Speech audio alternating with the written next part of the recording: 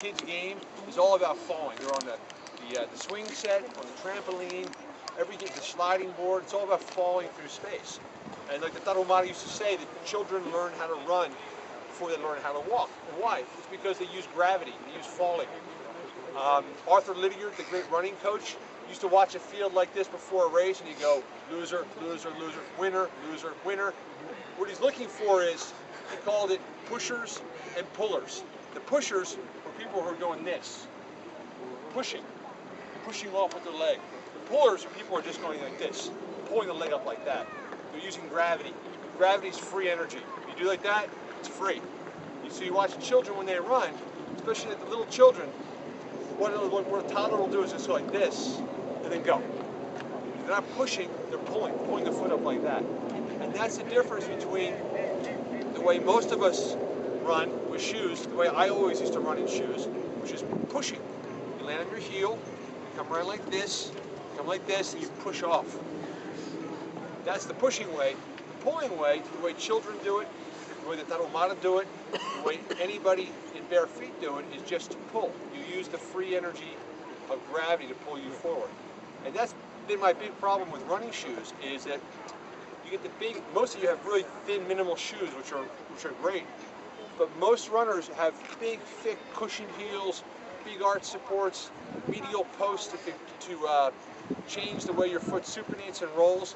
And what happens is, when you have a big heel, you have to pick your toe up, otherwise the heel will drag on the ground. Pick the toe up, which means you have to then land on that heel, which means to land on your heel, the foot has to be in front of you like this. And what you've done is you've turned yourself from a natural puller into a pusher. And that's where I think people start to hate running, because they get injured, they get hurt, their legs feel tired. So the way to change yourself back from a pusher into a puller is really simple. We'll just do a demonstration. I don't know if we can spread out a little bit, but all I do is, before I go running, I just practice doing this.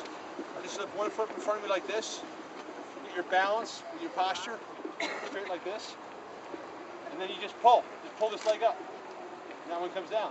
Just pull that one up, and that one comes down. What you find is, the more you do this, your body will start to sink a little bit for balance and for shock absorption, for relaxation. So now you're doing this, but the only problem is I'm still here, I haven't gone anywhere.